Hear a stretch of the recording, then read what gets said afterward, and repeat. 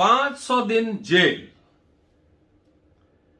4 वर्ष सस्पेंशन। जी हां दोस्तों, मैं बात कर रहा हूं डॉक्टर काफिल खान की। गोरखपुर ऑक्सीजन क्राइसिस, याद होगा, बच्चों को बचा रहे थे, उल्टा उन पर मुकदमा किया गया, जेल में डाला गया। लेकिन अच्छी बात यह है कि डॉक्टर काफिल हिम्मत हारने वाले इंसान नहीं है। उस पूरे दरमियान जो उनके पूरे अनुभव रहे, हॉस्पिटल से लेकर जेल जाने तक, पूरे अनुभव को उन्होंने समेटा है और हिंदी और अंग्रेजी में किताब लिखा है। मैं टाइटल बोलता हूं और उसका सीधे काफिल खान के पास आपको लेकर चलूंगा, उनसे समझने सुनने की कोशिश करूंगा कि आखिर क्या क्या इस किताब में है, ये जानने की कोशिश करूं। पूरा वीडियो देखिएगा और शेयर करते रहिएगा, सब्सक्राइब करते रहिएगा। किताब का नाम है the doctors Gorakhpur memoir of A deadly hospital medical crisis tragedy, और हिंदी में है अस्पताल से जेल तक गोरखपुर अस्पताल त्रासदी। हिंदी या अंग्रेजी किसी भाषा में आप किताब मंगवाकर पढ़ सकते हैं। और सीधे लिए चलता हूं डॉक्टर कफिल खान के पास और सुनता हूं क्या है इस किताब में, यूक्रेन मेडिकल छात्र का मामला क्या है और यूपी में क्या बात। देखते रहिए और शेयर करते रहिए। काफिल साहब, स्वागत है आपका अम्बेडकरनामा में। बहुत दिनों बाद आप अम्बेडकरनामा पे आ रहे हैं। बीच में आप काफी बिजी थे, बात मेरी हुई थी, लेकिन आप अम्बेडकरनामा पर आकर बोले नहीं। चलिए अब शुरू करते हैं। गोरखपुर अस्पताल त्रासदी, हिंदी में, अंग्रेजी में the doctors Gorakhpur memoir of A deadly hospital medical crisis. 500 दिन आप जेल में बंद रहे, 4 साल सस्पेंडेड रहे, और इसमें आपने आपदा में अवसर निकाल लिया, किताब लिख दिया। संदर्भ में ये बता रहा हूँ, एक और संदर्भ से ऐड कर रहा हूँ, उसके बाद आऊंगा किताब पर, आऊंगा यूक्रेन में जो मेडिकल के छात्र हैं उस पर भी बात करेंगे, और उत्तर प्रदेश चुनाव पे भी चर्चा करेंगे कि यूपी में क्या बात। तो मैं एक संस्मरण मुझे याद आ गई, 2015 में अपने कॉलेज में इरेगुलरिटी के खिलाफ हम लोगों ने एक कैंपेन चलाया था, आंदोलन चलाया था। 5 साल के लिए मुझे डिबार कर दिया गया, 15 से 20, 5 साल के एडमिनिस्ट्रेटिव डिबार। मतलब क्लास ले सकते हैं लेकिन एडमिनिस्ट्रेटिव काम नहीं कर सकते। उस 5 साल में हमने 10 किताबें प्रकाशित की, 3 लिखा, 6 एडिट किया, और एक अरुंधति रॉय की किताब का अनुवाद किया। 13 रिसर्च पेपर लिखे। अम्बेडकरनामा यूट्यूब तो बाद में चला, लेकिन सोशल मीडिया पे लाखों लोगों ने देखा हमें उसी दरमियान। तो सबसे पहले आपको अम्बेडकरनामा फैमिली की ओर से आपको बधाई कि इस आपदा में आपने अवसर निकाला और किताब हिंदी अंग्रेजी दोनों में लिखा। बधाई स्वीकार करें काबिल साहब। Thank you. आपने 5 साल का सदुपयोग कर लिया अच्छी तरह। तो एक किताब लिखने में इतना टाइम लग गया, मतलब 1 साल मुझे, मैं पूरा दिन रात मैंने एक अलग कमरे में बैठ कर, वो भी जो नोट्स थे उनसे तैयार किया मैंने ये किताब। आपने 10-10 किताब लिख दिया, बहुत बड़ी बात है। काबिल साहब थोड़ा जोर से बोलिएगा। आवाज नहीं आ रही है? हाँ आ रही है थोड़ा। हाँ ठीक है, थोड़ा जोर से बोलिएगा जी।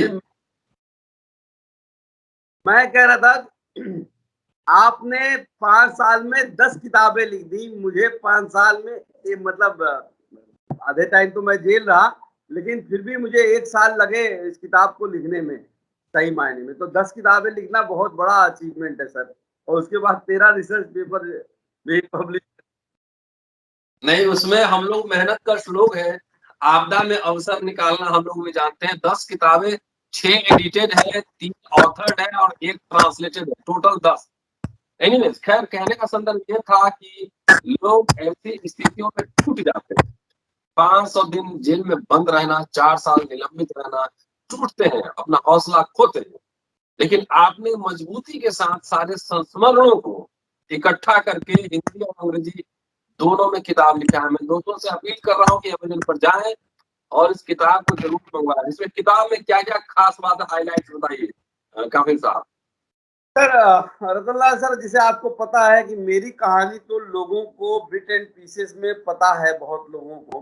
मैंने द गोरखपुर हॉस्पिटल ट्रेजेडी को इस तरह से कि जो 80 परिवार आज 5 साल बाद भी इंसाफ के लिए इंतजार कर रहे हैं, न्याय के लिए, उन 80 परिवारों जिन्होंने अपने सामने अपने बच्चों को दम तोड़ते हुए देखा, उसकी सच्चाई दुनिया के सामने लाई जाए। दूसरा, मैंने ये कोशिश की है कि दिखाने की किस तरह से सरकार जब अपने आप को बचाने के लिए किसी को भी किस तरह से बलि का बकरा बना देना चाहती है। असली गुनाहगार कौन है? अगर डॉक्टर कफील कातिल नहीं है, अगर डॉक्टर कफील ने उन बच्चों को नहीं मारा, तो कौन है असली कातिल? जुडिशरी को क्या हो गया है? तारीख पे तारीख, तारीख पे तारीख, जो मूवी हम लोगों ने सनी देओल की कितने साल पहले देखी थी, वो सच्चाई में है। 9 महीने लग गए मुझे हाई कोर्ट को ये बताने में कि सबसे जूनियर डॉक्टर हूं मैं, और 9 महीने बाद हाई कोर्ट को लगा कि हाँ भाई इसने कुछ नहीं किया है। इसी तरह से प्रिजन जेल सिस्टम को मैंने बताने की कोशिश की है कि जेल में किस तरह से जो है, अगर आपके पास पैसा हो, अगर आप बाहुबली हो, तो आपकी जिंदगी जो है अंदर जो है एक अलग दुनिया है बन जाती है, और अगर आपके पीछे सरकार है, आपके पास गरीब हो, तो आप एक चीप स्लेव की तरह जो है काम करते हो, वहां पे गुलाम बन जाते हो। तो बहुत कंट्रास्ट है बाहर की और अंदर की लाइफ में। और जो ब्राह्मणवाद है, ठाकुरवाद है, वो सब भी किस तरह से जो है जेल में के सिस्टम में भी वो डूबा हुआ है। उसके अलावा सबसे जरूरी बात है रतनलाल जी, मैंने ये बताने की कोशिश की है कि जो अप्रैल मई 2021 में सुनामी आई थी कोरोना वेव की, सेकेंड वेव की, तो उसमें किस तरह से जो है एलाइट क्लास जो है बड़े बड़े शहरों के, दिल्ली, मुंबई, बैंगलोर, लखनऊ, कानपुर, कोलकाता के बड़े बड़े शहरों के बड़े बड़े लोगों को भी बेड के लिए, दवा के लिए, ऑक्सीजन के लिए तरसना पड़ा, तड़पना पड़ा, मरना पड़ा। लेकिन सच्चाई ये है कि हमारा 75% जनसंख्या आज आजादी के 75 साल बाद भी वो दर्द रोज झेलती है सर, रोज। अगर किसी को गांव में तेज पेट दर्द हो जाए, बहुत तेज बुखार हो, हार्ट अटैक आ जाए, सांप ने काट लिया है, डिलीवरी होनी है, कोई एक्सीडेंट हो जाए, तो कहाँ स्वास्थ्य केंद्र तो बंद रहता है। उसको सदर हॉस्पिटल पहुंचते हैं, वहां पे डॉक्टर साहब सो के उठते हैं और लाल पीली पर्ची बनवाते बनवाते कह देते हैं कि जाइए मेडिकल कॉलेज लेके जाइए। 200 किलोमीटर दूर जब वो मेडिकल कॉलेज पहुंचता है तो आधे तो मर जाते हैं, और जो आधे पहुंचते हैं वो बेड के लिए, अस्पताल के लिए और दवा के लिए और ऑक्सीजन के लिए तड़पते हैं, मरते हैं। तो इसीलिए मैंने सर ये कहानी जो है स्टार्ट की है, एक पैरेलल बताने की कोशिश की, किस तरह से मैंने उन 54 घंटों में जो मैंने मेरे अपने सामने देखा, वो पूरे भारत ने वो अप्रैल मई में देखा। एक पैरेलल वो खड़ा करने की कोशिश की है। आपने कई बात एक सांस में आपने कह दी, कई बातें आपने जेल प्रशासन के बारे में कहा, न्यायालय के बारे में कहा, स्वास्थ्य विभाग के फंक्शनिंग पे कहा, सरकार के बारे में कहा, और सामाजिक व्यवस्था में भी आपने एक तरह से तल्ख टिप्पणी की है। एक और उसकी बात भी है जो मीडिया की, मीडिया ने किस तरह से मुझे 24 घंटे में हीरो बनाया, और उसी मीडिया ने किस तरह से मुझे 70 बच्चों का कातिल करार दिया। सर ये फोटो है, अब आप देखिएगा, ये टैंक है जो ऑक्सीजन की सप्लाई करता था, और ये 150 फीट और बड़ा लंबा टैंक है जो सीमेंट और का बना है। इसको जो है रजत शर्मा जो है 9 बजे प्राइम टाइम चलाते, मैं इसको चुरा के आता था, और मैंने जो है आ, आ, मैं वाइस प्रिंसिपल था, मैं हेड ऑफ द डिपार्टमेंट था, मैं सुपरिटेंडेंट था। तो ये मैंने बताने की कोशिश की है किस तरह से मीडिया का जो भी रोल हो गया है, वो आज अपने स्टूडियो में बैठ के जमीन पे ना जाके कि डॉक्टर कफील कौन थे, उन्होंने मुझे एक हीरो भी बना दिया और मुझे ही कातिल भी बना दिया। रजत शर्मा ने ये दिखलाने की कोशिश की जो कि फैक्चुअली गलत था सारी बात।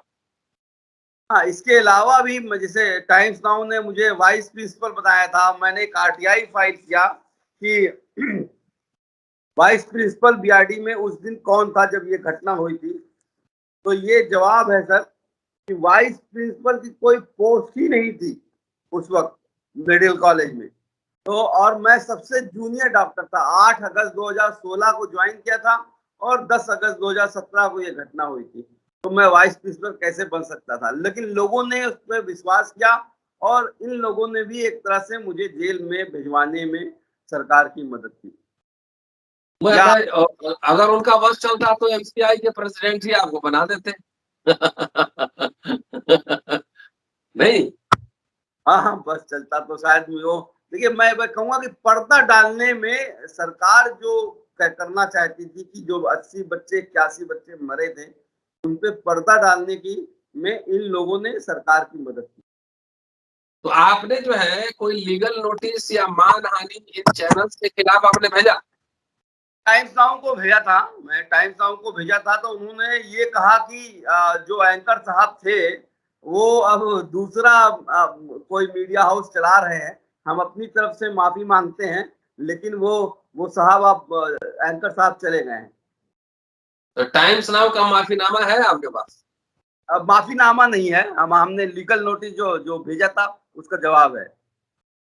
नहीं, वही वही जवाब है तो मैं स्क्रीन पे दिखाऊंगा ना कि टाइम्स नाउ ने माफी मांगी थी डॉक्टर काफिल से। आप मुझे उसका व्हाट्सएप करिए, वो जो जवाब भेजा था। और ये लड़ाई मीडिया से भी लड़ने की जरूरत, सिर्फ माफी मांगने से बात नहीं बनेगी ना। आपने एक व्यक्ति का करियर खराब कर दिया, उसको जेल भिजवा दिया।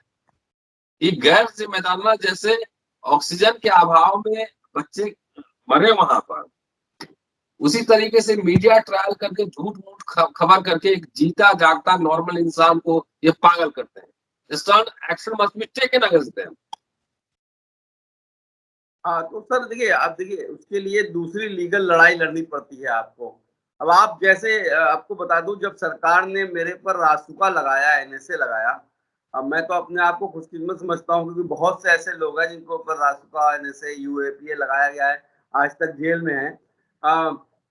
उसको इलाहाबाद हाई कोर्ट और सुप्रीम कोर्ट ने इलीगल कहा और यहाँ तक कहा कि DM has not applied his mind, यानी डिस्ट्रिक्ट मजिस्ट्रेट ने अपना दिमाग का इस्तेमाल नहीं किया एनएसए लगाने में। बात कोर्ट के ऑर्डर में लिखी है। लेकिन अब मुझे अगर डीएम को पनिश करना है तो मुझे फिर कोर्ट जाना पड़ेगा और फिर 4-5 लाख रुपए फीस खर्च करना पड़ेगा वकील साहब की। अगर जज साहब को ये लग गया था कि ये इलीगल है और डीएम साहब ने अपना दिमाग यूज नहीं किया है, तो जज साहब अगर एक लाइन ये लिख देते कि इस डीएम को पनिश करना चाहिए, तो शायद अगला कोई डीएम जो होता वो हिम्मत नहीं करता किसी बेगुनाह को रास्ता लगाने की। जी कपिल साहब, आपने एक सांस में बहुत सारी बातें कही और मुझे लगता है आपने इस किताब में व्यवस्था के ऊपर सवाल उठाया है।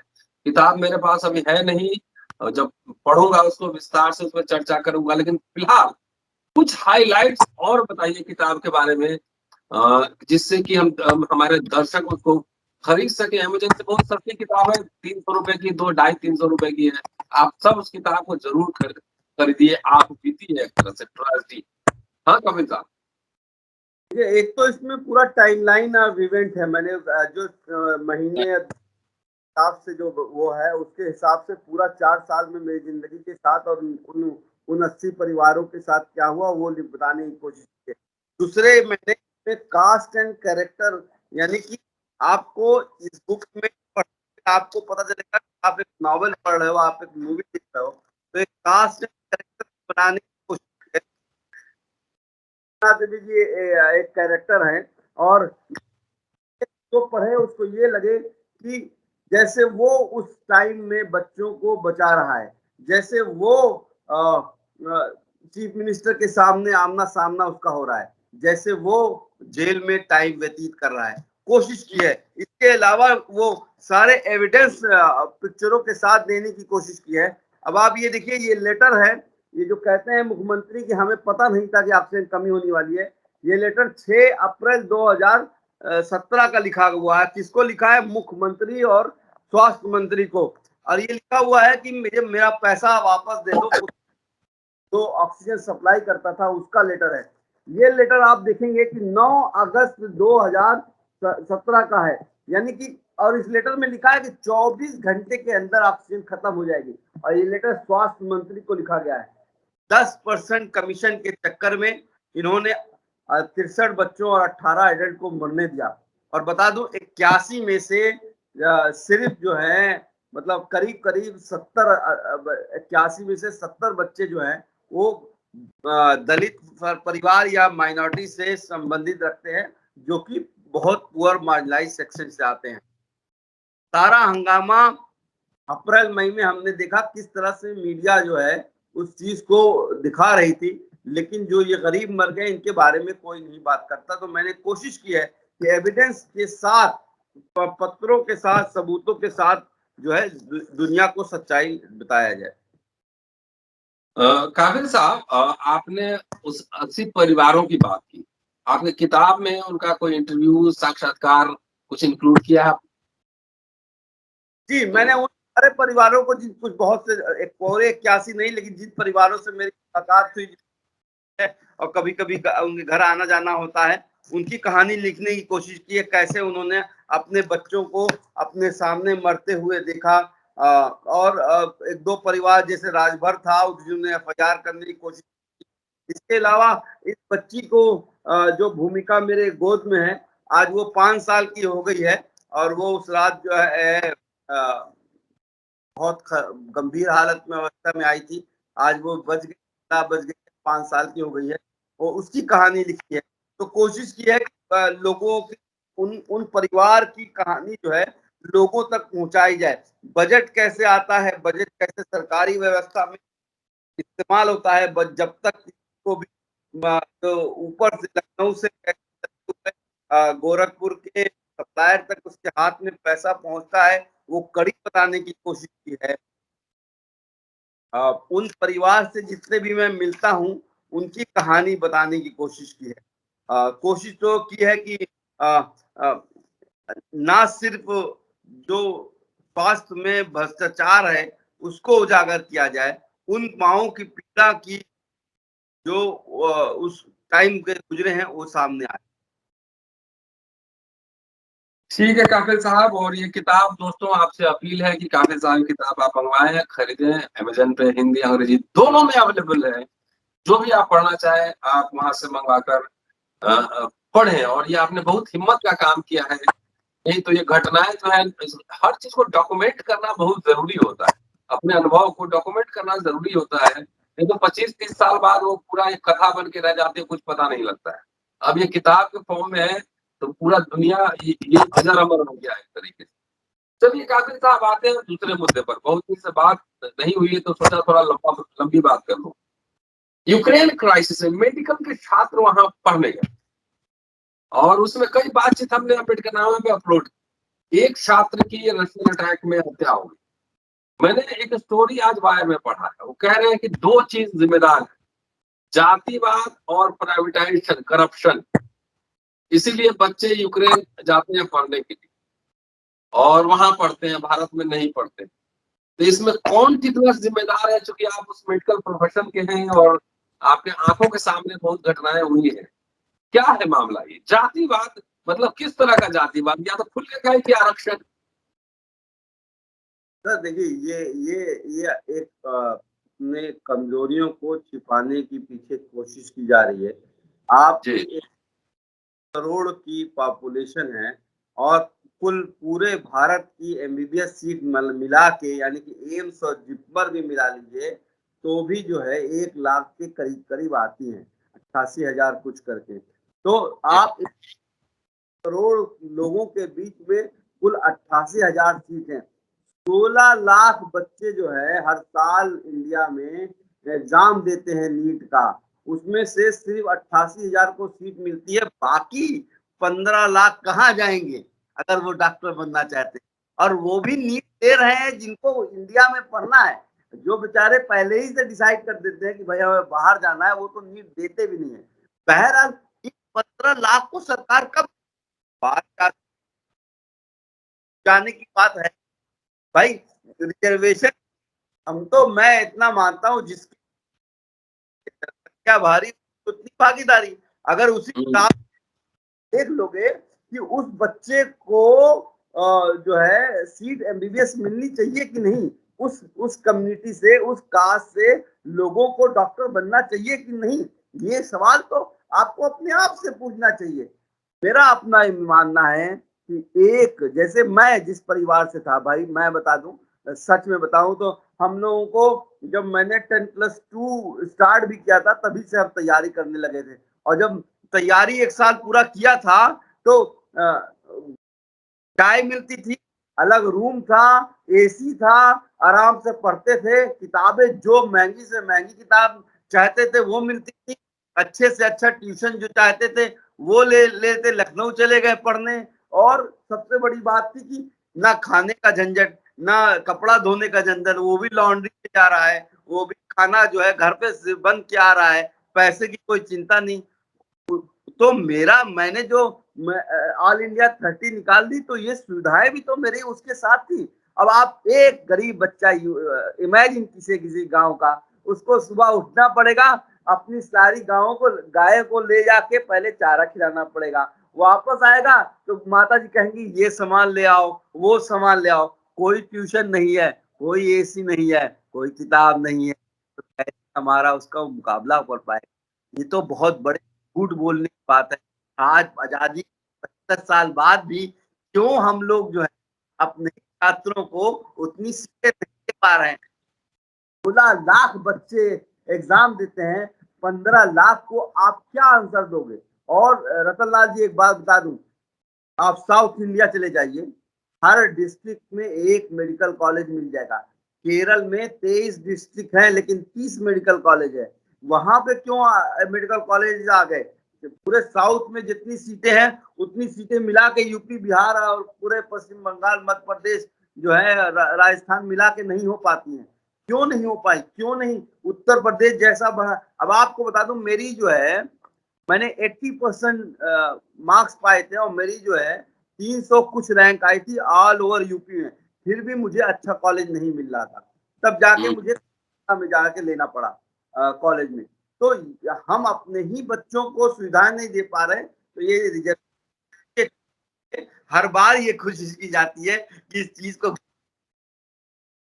सच्चाई तो ये है कि आज इंडिया में एक प्राइवेट मेडिकल कॉलेज की सीट जो होती है वो एक तरह से नीलाम होने लगी है। नीट की जो पॉलिसी बनाई गई है, जो एनएमसी की, रतन लाल जी, जो नई पॉलिसी के हिसाब से अगर आपके मार्क्स कम भी हैं, यानी पहले ये था कि मिनिमम क्राइटेरिया होता था कि 50% आपको पाना है और इतना परसेंट आपको पाना है, लेकिन आज क्या है कि अगर 720 नंबर में से आपने 200 नंबर भी पा लिए हैं, 250 नंबर भी पा लिए हैं, लेकिन आपके करोड़ रुपए है, आप तो वो आपको मिल जाएगा। पढ़ने वाला परिवार का, थोड़ा सा आगे आ जाइए कपिल साहब, थोड़ा सा आगे आ जाइए, आवाज कट रही। हाँ, थोड़ा सा आगे आ जाइए। हाँ, परिवार का बच्चा अगर उसकी जो है 720 में से 550 मार्क्स, यानी कि 70%, 60% भी मार्क्स आए हैं, उसको हो सकता हो कोई सीट मिले ही ना। क्यों? क्योंकि प्राइवेट कॉलेजों में मिनिमम फीस जो है 10 से 12 लाख रुपए पर महीने हो गई है। तो आप बात समझ रहे हैं? आपका बच्चा जो है एक बड़े परिवार का, एक बड़ी जाति का बच्चा, जिसके पास पैसा हो, अगर उसको 20% मार्क्स हो, और एबीसीडी के गोले भरने होते हैं रतन लाल जी, अगर वो बी बी बी भर गया तब भी उसके 200 मार्क्स आएंगे। और अगर पिताजी के पास 1 करोड़ रुपया है तो वो डॉक्टर बन सकता है। एक बच्चा जो पूरी पढ़ाई लिखाई उसने मेहनत की हो और उसको जो है शायद जो है 70% मार्क्स मिलने के बाद भी वो सीट नहीं मिले, तो ये डिस्क्रिपेंसी बहुत ज्यादा हो गई है। दूसरे, आप जो यूक्रेन जाने की बात कर रहे हैं, यूक्रेन हो, चाहे रशिया हो, चाहे कनाडा हो, चाहे वेस्ट कंट्रीज में जाने का मकसद एक ये होता है कि हमारे यहाँ मेडिकल पढ़ाई जो है बहुत ज्यादा महंगी हो गई है, और जो है 4 लाख रुपए, 4.5 लाख रुपए यूक्रेन में एमबीबीएस की फर्स्ट ईयर की पढ़ाई है। हमारे यहाँ 10 से 15 लाख रुपए पर ईयर है। जो कि अकुमुलेटेड होके 1 करोड़ के करीब 1 साल का आ जाती है। आप वहाँ पे 25 लाख में कर, तो भाई फ़र्क तो है भाई, बड़ा फ़र्क है, पैसे का फ़र्क है। दूसरे सबसे बड़ी बात है, तो ये बात कही जो हमारे हेल्थ मिनिस्टर साहब ने, यूनियन का हेल्थ मिनिस्टर साहब ने, नहीं, प्रहलाद जी ने हेल्थ मिनिस्टर ने, कि जो 90% जो नीट मतलब यूक्रेन में पढ़ रहे हैं वो नीट क्वालिफाई नहीं कर पाए। अरे मैं कहता हूँ कि जो नीट क्वालिफाई भी कर और कर ले, ज्यादातर बहुत से बच्चे जो बड़े घर के होते हैं वैसे भी भाग जाते हैं, एमबीबीएस करने की बात कर चले जाते हैं। आपको बता दूं हम लोग, मैंने कॉलेज किया है मणिपाल से, हम लोगों का 330 का बैच था। आज 20 लड़के, 300 लड़के जो है यूएस यूके जाके बस चुके। तो ये मुझे लगता है कि रिजर्वेशन को लेके ये झूठ मूठ का मुद्दे से भटकाने का काम किया जा रहा है। एकदम एकदम। यहाँ प्राइवेट कॉलेज में जलेबी और समोसा की तरह डॉक्टर बनाया जा रहा है बगैर किसी इंफ्रास्ट्रक्चर के पैसे के बल पर। अरे योगी जी ने तो यहाँ पे सरकारी हॉस्पिटल को भी हाल कर दिया है। चुनाव से पहले इन्होंने ढेर सारे जो है मेडिकल कॉलेजेस जो है इनॉग्रेट कर दिए, लेकिन वहां पे डॉक्टर है ही नहीं, इंफ्रास्ट्रक्चर है ही नहीं। और विश्वविद्यालय में कंडे बनाना सिखा रहे हैं प्रोफेसर। बीएचयू में एक देखा था फोटो, गोबर पातना सिखा रहे हैं, गोईठा बनवा रहे हैं। डॉक्टर में मैं तो किसी की बात नहीं करूंगा, अपनी डॉक्टर फैटर्निटी में बहुत से लोग हैं जो गलत काम कर रहे हैं और प्रोपेगेट कर रहे हैं इन चीजों को। लेकिन मेरा अपना मानना है कि मेडिकल सीट जो है, जो 90 जो 2001 का 2001 का जो नेशनल हेल्थ वो स्टार्ट हुआ था, उसके हिसाब से हर डिस्ट्रिक्ट में 8 मेडिकल कॉलेज खोलने की योजना बनाई गई थी। उस पर अमल होना चाहिए और हम, मुझे लगा हर गरीब हो चाहे अमीर हो, हर किसी को उसके हिसाब से उसको मेडिकल में हो चाहे इंजीनियरिंग में हो, कहीं पे भी उसको एडमिशन लेने की स्वतंत्रता होनी चाहिए। काफिल साहब, कंपटीशन कंपटीशन जो है होता है तो वो योग्यता होती है, मतलब लोगों को आप चुनने में आसानी हो जाती है, लेकिन किसी को मना नहीं होना चाहिए। अगर कोई लड़का जो है किसी गरीब परिवार का है और उसकी जो है उस 16 लाख में से उसकी 1 लाख रैंक है, फिर भी उसको जो है एमबीबीएस सीट नहीं मिल रही है, और एक लड़का जो 16 लाख में से जो उसकी 7 लाख भी रैंक है, पिछली बार जिनकी 8 लाख भी रैंक थी उन्होंने एमबीबीएस सीट उठा ली। अब बात समझ रहे हैं क्यों? क्योंकि उनके बाप के पास 1 करोड़ रुपए थे, और जो बेचारा जिसके पास 50,000 भी रैंक थी या 1 लाख भी रैंक थी, उसको सीट नहीं उठा पाया क्योंकि वो 12 लाख रुपए महीना, अरे पर सालाना जो है नहीं दे सकता है। काफिल साहब, आखिरी सवाल। योगी साहब आपके गृह जिला के हैं, आपके प्रतिनिधि हैं और मुख्यमंत्री रहे, आपसे मोहब्बत भी उनको बहुत है, रह रहे आपको पकड़ लेते हैं। क्या हो रहा है उत्तर प्रदेश में? चुनाव आखिरी चरण अब बाकी है, कल चुनाव हो गया गोरखपुर का, तो क्या लग रहा है ये? योगी जी तो गोरखपुर से जीत जाएंगे। देखिए गोरखपुर से जीत जाएंगे कि मुझे लगता है, इसलिए कि जो मंदिर की आस्था है वो अपने योगी जी की वजह से नहीं जीतेंगे, जो मंदिर की आस्था है गोरखपुर शहर के लोगों की, उस वजह से जीतेंगे। लेकिन साथ साथ ये कह दूं, अगर आप पूरे उत्तर प्रदेश की बात करोगे तो मुझे नहीं लगता है कि बीजेपी 200 का आंकड़ा पार कर पाएगी। बहुत टफ फाइट है। गोरखपुर शहर के, जो गोरखपुर मंडल के 9 विधानसभा हैं, उसमें से ये 7 विधानसभा पर 9 के 9 इनके खाते में आए थे। इस बार 7 विधानसभा में वो शायद हार जाएंगे, अपनी गवा देंगे। तो पूर्वांचल और जो 7वां चरण है वो मुझे लगता है निर्णायक होगा, और ये बहुत कांटे की टक्कर है। जो प्रिडिक्शन आ रहा है उसमें समाजवादी, पूरा बाइपोलर इलेक्शन हो गया है, और जो ट्रम्प कार्ड जो होगा मुझे लगता है कि मायावती जी के पास होगा या फिर कांग्रेस के पास होगा। ये जो है, ये आखिरी क्षण में ये भी आ रहा है कि बीएसपी बाउंस बैक की है और बेहतर परफॉर्म कर रही है पहले से जो अनुमान लगाए जा रहे थे। एनडीटीवी का जो इंटरव्यू कल परसों का शायद है मायावती जी का, उसके बाद से जो है बनारस वाले इलाके में लोगों का जो देखिए जो बीएसपी का जो कैडर था वो बस मैडम को देखना चाह रहा था और कल उनको एक अच्छी एक लहर बनेगी और उसको अफेक्ट करेगी। पर जो अभी तक का जो इलेक्शन हुआ है 90% जो है बाइपोलर हुआ है, दो पार्टियों के बीच में हुआ है जिस तरह से बंगाल में हुआ था और मुझे उम्मीद है कि रिजल्ट भी उसी के आसपास आए। कुछ भी हो जाएगा, मुझे नहीं लगता है कि बीजेपी जो है योगी जी दोबारा मुख्यमंत्री बन पाएंगे। तो योगी जी दोबारा नहीं बन पाएंगे, ये तो प्रिडिक्शन कई कॉर्नर से आ रहा है। मेरे प्रताड़ित होने की बात नहीं है, जो मेन मुद्दे हैं यहाँ पे वो है महंगाई का, वो कोविड मिसमैनेजमेंट का, वो छुट्टे जानवरों की बात जो खुद प्रधानमंत्री खुद बोल के गए और 5 साल में सिर्फ शमशान कब्रिस्तान अली बजरंगबली और जिन्ना और नेशनलिज्म सूडो नेशनलिज्म की बात कहिए, उसके अलावा कुछ किया नहीं। आप ये देखिए पिछले कई दिनों से मैं उनकी सुन रहा हूँ, वो सिर्फ और सिर्फ घूम घाम के जिससे किसी के आदमी अंदर में बदले की भावना हो, बुलडोजर चला दूंगा, जमीन के अंदर गड़वा दूंगा, तो ऐसे बदला ले लूंगा, ऐसे खत्म कर दूंगा, ये मिनिस्टर की भाषा नहीं होती है। मैंने हमेशा जी शुक्रिया काफिल साहब, और बहुत अच्छा लगा, बहुत दिन बाद आप आए हैं अम्बेडकरनामा पर। दोस्तों ये डॉक्टर काफिल है, मतलब चर्चित डॉक्टर हैं और पूरे संस्मरण पे इन्होंने किताब लिखा है अंग्रेजी में। पुनः रिपीट कर दे रहा हूँ, the doctors Gorakhpur memoir of A deadly hospital medical crisis tragedy, और हिंदी में है अस्पताल से जेल तक गोरखपुर अस्पताल त्रासदी। ये किताब है, आप जरूर इस किताब को मंगवाइए, तो 300 रुपए खर्च कीजिए और इसको पढ़िए, क्योंकि इसमें सारे original as a historian doctor Kapil ने लिखा है, पूरा रेफरेंस और फुटनोट के साथ लिखा है, कोई कथा कहानी नहीं है। शुक्रिया, कीप वॉचिंग, शेयरिंग और सब्सक्राइब करते रहिए।